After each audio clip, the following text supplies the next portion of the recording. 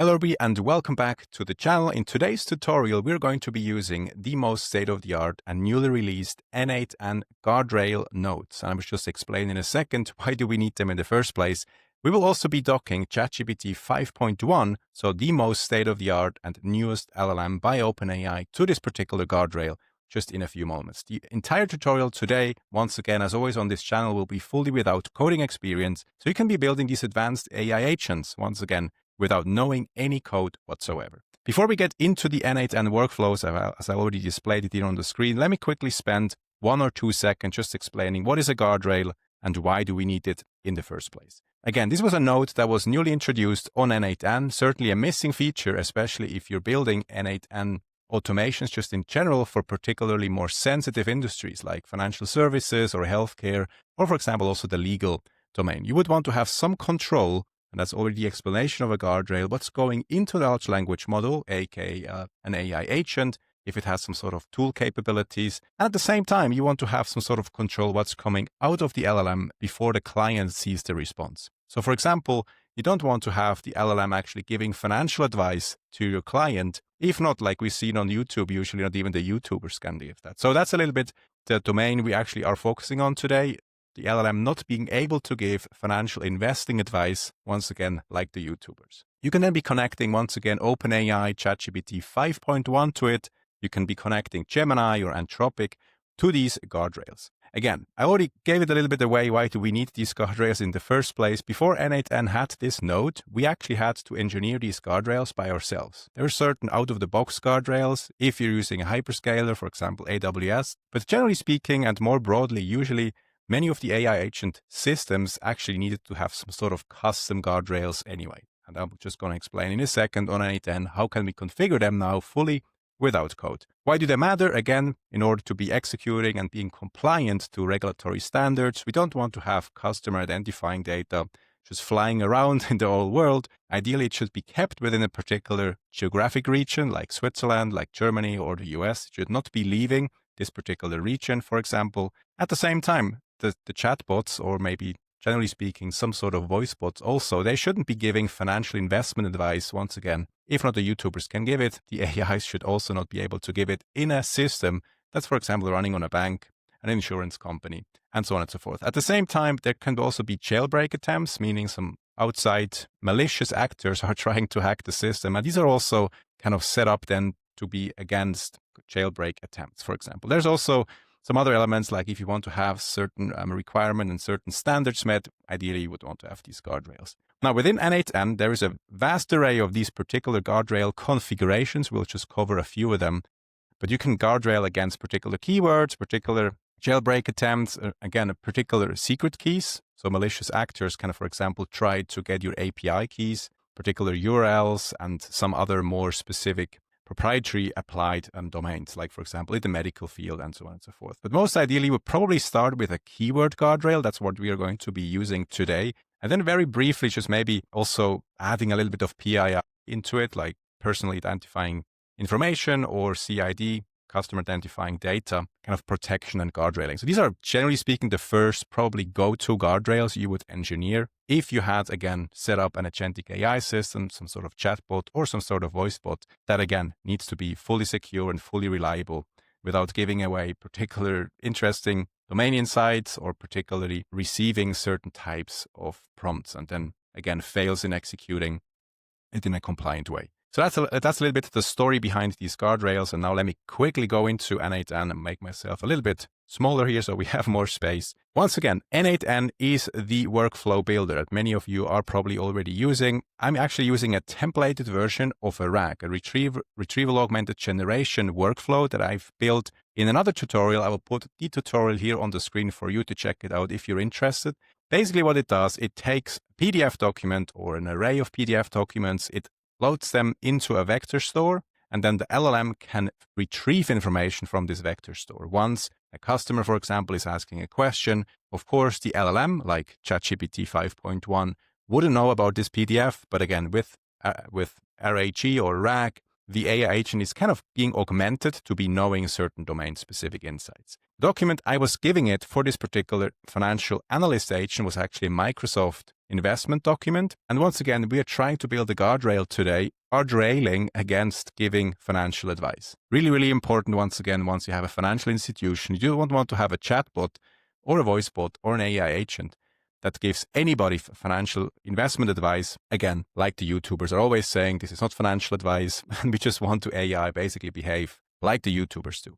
On n8n now is basically the time that we can check quickly on a few notes. We can basically be saying this is a guardrail, and once you actually see this is excellent. You already have the newest versions. Once you don't, you have to go through the dashboard and then update to the latest version. But once you have it, you should be seeing this guardrail note here. You can basically be then selecting between check for text for violations or sanitize text. Text sanitization is basically without the LLM, so without having a brain to it, being the guardrail, and check for text for violations has a brain to it. And think about it a little bit like that. First, we'll be using check text for violations, which is generally being placed after the large language model. There's different types of configurations. For example, again, check text for violation. We can also basically be changing the mode here back to the sanitized text. We'll do that just in a second. So let's leave it here. The only thing we have to do, we have to quickly dock it to the actual place where it belongs. Once again, ideally, the chat will be sending a question to the financial analyst agent. This could also be a webhook. So basically, you have a software as a service like we've had in the tutorial that is basically via user interface sending this question. In this example, just to iterate a little bit faster on the UI, I'm using a chat message node here. Then it should be sending it to the financial analyst agent. From the financial analyst agent, once again, we do the retrieval if it feels it's relevant to go into the vector storage, meaning retrieve a particular information from the PDF. For that, we also have a brain. And I can actually be changing that quickly now to ChatGPT 5.1 because we just got a new release. We take GPT 5.1 chat latest. Very briefly, if you haven't set up your OpenAI credentials, you can just go to create new, then go to OpenAI platform or platform.openai.com. On the left side, API keys, create new key. And then this particular key, you can just paste back into your n8n, and then immediately your OpenAI platform or your OpenAI APIs are being connected. We now changed again for ChatGPT 5.1, so we're also using the most state-of-the-art LLM. Let's see if that's actually been working. I haven't even tried it, so let's see on the fly. We might have to change it back to GPT-5 if they have some issue on OpenAI. What we're actually doing now is very, very simple. We just connect it to the guardrails, and we can now see, for example, if we're asking a question, what is an investment? We can then be saying, okay, this question should now be sent to the LLM. There is already an issue happening. So of course, the guardrails haven't been set up yet. So let me quickly do that just to execute the step. And then we can ask the question again, what is an investment? And now, once again, it should be going through the analyst agent. And now we can actually see what is happening here. We would want to have the output as actually the text to check. So not the text itself. We want to have the output as text to check. Again, the guardrail needs some sort of input for it to be guardrailing or filtering against it. Now that's being set up, let's quickly think about what exactly is it that we can actually configure within the guardrail node. Once again, we ask a question, it receives the LLM or ChatGPT 5.1 receives it via the financial analyst agent node. There might be some sort of retrieval happening. And now within the guardrails, within this filtering feature, we can have a few elements we can go for. We can go for keywords. I mentioned that before. We can give a vast array of keywords that might come from the customer that we want to guardrail against. We want to guardrail, for example, for personal data or PII, for secret key, topic alignments, URLs, and so on and so forth. The easiest one is usually the first one we will go for, which is keywords. We want to, again, guardrail against a particular set of keywords. You can now, for example, put any array of keywords into it. I already prepared a little bit of a list on my other guardrail component here. So I have to rewrite the entire stack. It's usually a lot of keywords you would generally want to guardrail against. We want to guardrail against the agent giving any sort of financial advice. So anything on buy, sell, invest in, investment areas. And again, if the guardrail is too tight, your LLM or your agent actually doesn't really work. So if you actually are building an agent, for example, that should be talking about closing positions, portfolio should include, and so on and so forth, then you might actually have to change a little bit these keywords. But let me make it as clean and as precise as possible just for the sake of the demo here and paste it back basically in our own guardrail agent. Once again, this will be a vast array of keywords. We can dock it open and we see pretty much everything we want to guardrail against. We can also be saying, okay, that's pretty good. Now we have the guardrails in place, so the keywords that we are guardrailing. Now let's also add the brain of the guardrails to it. For that, once again, we can use the OpenAI models that we have here. You can also use OpenRouter, but let me use the OpenAI models. And once again, since it's the day that ChatGPT 5.1 was released, let's make it a habit of using ChatGPT 5.1, even though it might not be the cheapest model. And this is our guardrail. So now there's two things we can be doing. We can also be saying, after the guardrail is passed, this is the particular action we wanted to take. After the guardrail has not passed and has been rejected, aka the message and the action potentially has been filtered out, this is the other action we want to take. So that's a little bit what we have to engineer now. I just make it for this sake of the workflow very simple. Once the guardrail has not passed, the entire workflow should be throwing an error. That's pretty much the only thing I'm executing here. Just also to see if the guardrail is actually working. Once it fails, once it kind of detected a particular keyword, it should stop and particularly throw an error. If it passes, once again, we can then be saying, for example, we would want to send it back to the UI. Ideally, we already have one. That could be, for example, a particular element that we want to do. So the workflow, of course, this is the response to webhook.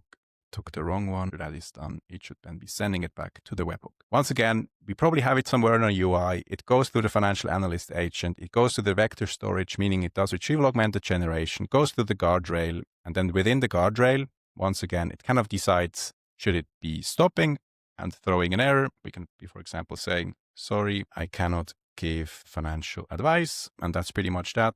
Then maybe the user already is informed and the workflow is being stopped. So that's what we set up. And ideally, once again, just for the sake of the guardrail being working, we just need to have some sort of output node. This can be anything from a chat response to an email to whatever else we want to do. Within the guardrail, there is also the last component that we quickly have to check. Once again, we want to have an AI model that we already set up. And then let's see if this is actually be working here. So in this particular case, we basically just ask a question like before. There's actually nothing to be even guardrail in the first place. And let's make it a little bit harder and ask actually a question about a particular investment. Should I invest in high bandwidth memory like Micron in 2026? So let's see if that is working. Micron is a high bandwidth memory company. This is a little bit of a financial advice question that we actually are asking to the chatbot. Once again, in the document that we actually use in the vector store, there is the Microsoft report, which also encompasses a particular component on high bandwidth memory, some sort of industry advice, some sort of actually knowledge that the chatbot or the LLM could actually be picking up and giving us financial advice, something we don't want. Let's see if it's working. It goes to the financial analyst agent. It also decides if it should activate the vector storage, which it just did.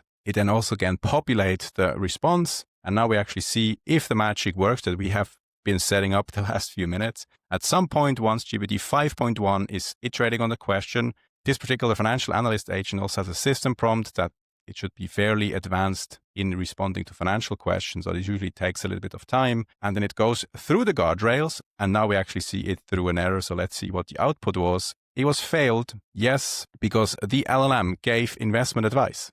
It says the HBM exposure, meaning high bandwidth memory, including Micron, is likely to remain an attractive theme in 2026, but only with the right expectation about volatility and so on and so forth. So this is somewhat financial advice. Imagine this chatbot would now be running at a bank or at a financial institution, private equity company, an asset manager, or anything similar, maybe on a website. Again, these companies really don't want any of the chatbots actually giving financial advice. So again, our guardrail was working. We guardrailed against a vast array of keywords, and it was actually working. So that's exactly what we did here. Very simple workflow. Once again, if we didn't have this guardrail, simply on the financial analyst agent, you might actually be also on the system level prompt, setting it up in the sense that it should not be giving financial advice. So you kind of system prompt it, but it's not that granular. You cannot really, in some cases, actually be engineering the system prompt in a way that, okay, these keywords you shouldn't be using, or you should look out for them. Of course, you can do that as well. But generally speaking, it's better practices to actually set up specific guardrails like we've just did without any code on n8n once again. Now, there's basically the output guardrail. The only thing left that we can quickly talk about is also at the same time, we can now basically let loose this particular connection, and we can use the other type of guardrail, which is the text sanitizer. That's also under guardrails. You can then be sanitizing the text before it even goes into the LLM. And here you can, for example, be saying there are many types of data we want to have it sanitized. For example, personal data, secret keys, URLs, and so on. Once again, some particular client might actually be explaining, this is more or less who I am, this is where I live, this is my phone number, this is my balance on the portfolio, and so on and so forth. Please check it. Once again, we maybe don't want this data to be sent to the LLM that's sitting somewhere internationally, maybe potentially, and it's not being computed within the region you would want, and so on and so forth. So we would want to have an input guardrail before we actually set up the output guardrail. So once again, we can, for example, be saying we want to have a guardrail against personal data or PII. The text to check is the chat input. Once again, you can, for example, even be saying, please check all. This is kind of the default mode on n8n, or you can be, for example, saying just a selected array. In this particular example, I just say any type of personal data or PII, personal identifying data, please make sure that you're properly guardrailing against it. Once again, I'll try to just move them a little bit here. We have to dock the input guardrail, the sanitizer, to that. And we have to make sure that this is still working. Let's see that in a second. My account balance is $500,000. Name is Cyril Imhof from Switzerland. This is my phone number. Of course, I just put in a hypothetical one now. Born on the 6th of May, 1994, and so on and so forth. So you get the point. It's all some sort of all personal identifying data. Let's throw it into the LLM. Let's see what is actually be happening. The financial analyst hasn't been specified a prompt because we now have to exchange that on the guardrails input. So guardrails input instead of the chat message. We have to execute it, and let's see. Of course, this has now been passed by the guardrail, so we have to wait quickly and send another question into the guardrail or the guardrailed agent now, and let's see if it actually passes. To be honest, this should actually not be passing. So let's see what is happening. Sanitizing the text, personal identifying data. So it seems to be that whatever they believe a personal identifying data is, it's actually not guardrailing properly against it. So let's see. Credit card, email addresses, IBAN codes. Actually, okay, phone number, location, password. Okay, so that's interesting. Since I'm giving it my account balance, my name, and a Swiss phone number, maybe not an international one, at least it should guardrail the phone number, guardrail the IBAN or the email address. So let's see if it is working like this. Execute the step. That's actually interesting. So maybe depending on the phone number, the guardrail actually itself doesn't work.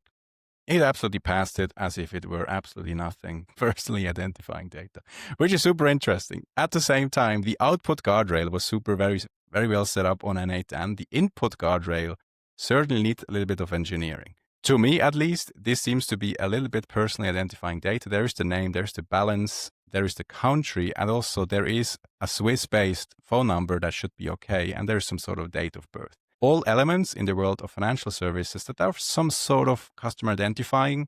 Once again, maybe on the definition of n8n, it is not. There is other driver's license, passwords. Maybe just for the sake of the argument, before we wrap up the tutorial, we can quickly say this might be a passport, for example. And ideally, this is a Swiss passport. Please identify me under X08, which is a Swiss passport number. Let's see if this is running. And if this is running, the guardrail, at least to my understanding, doesn't really work, because this just went through as if there is absolutely no guardrail in place. To me, that absolutely went through with a vast array of personally identifying data, giving the phone number, email address, IBAN. Yes, we didn't use an IBAN. We just certainly used some sort of passport. We used the phone number, which is fully valid. Email address we didn't use. So let me, the very last time, just add the email address. Maybe it guardrails against the email address, gmail.com. Let's just throw that through. And also that went through without any problem. Actually, I should see it now. So at least the email address on the input component got guardrailed. So yes, we finally have some sort of an achievement on the guardrail side of things. The account balance was not guardrailed. My name was not guardrailed. My country wasn't guardrailed. The phone number, which is a fully valid Swiss phone number as a client would give it, wasn't guardrailed. Date of birth wasn't guardrailed. The passport number wasn't guardrailed. The email address was successfully guardrailed once again. If we again set it up in a general way, once again, let me maybe retest that once again. We can execute the step like this. So now we set it up in a fashion that it takes it all. And we again ask the same question once again. And we have it in a very specific way. Should walk through, but let's see on the input once again. Okay. Yes, we have some sort of semi-guardrailing actually happening just on the default setting here. We have the amount still not being guardrailed, but at least the email address, and also at the same time, we got guardrailed on passport number. That's, I would say, still somewhat of a success on the sanitization of text guardrail that we use now on n8n here. A very particular component wasn't guardrailed, which is, for example, again, account balances. We might actually have to set that up more in a more dynamic way, as opposed to fully let the AI engine kind of figure it out the way it works. Maybe just also worth mentioning, which kind of explains maybe why there's this discrepancy here, to be honest. Sanitization of text. So this guardrail is actually a non-smart guardrail. It doesn't have a large language model docked to it. That's potentially why it's a little bit potentially just hard-coded for particular keywords. If we give it in a particular way of the phone number, maybe with spaces, it doesn't really realize it's a phone number. At the same time, maybe date of birth should also have been, just maybe be defined in month and so on and so forth. So that's a little bit the challenge with guardrails.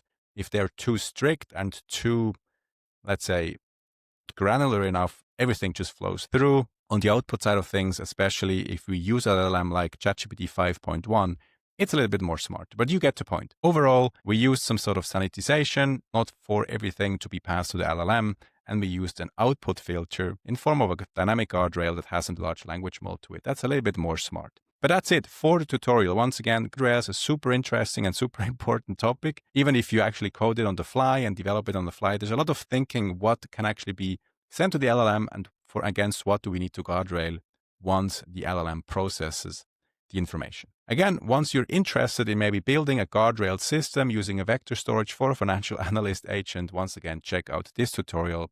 That's basically setting it up, and then you would combine it with the tutorial on today's video here, and then you have a fully guardrailed system. That's a little bit of an input issue sometimes that we probably have to then really engineer well what can actually go into the financial analyst agent in the first place. But that's it for the video. Once again, on this channel, we also have a podcast where we discuss many things around AI engineering, how you would build agentic AI systems, guardrailed, certainly mostly running on AWS for our clients. But also at the same time, we have these tutorials where we're just taking a few elements apart that you can be building by yourself, for example, using Versal v0 and n8n. If you're new to Versal v0, I also put the credit code into the description for you to get free credits just to be developing your first SaaS. If I added value to you, please give the video a thumbs up. Also ask a question. Then I see you in the next video. Take care.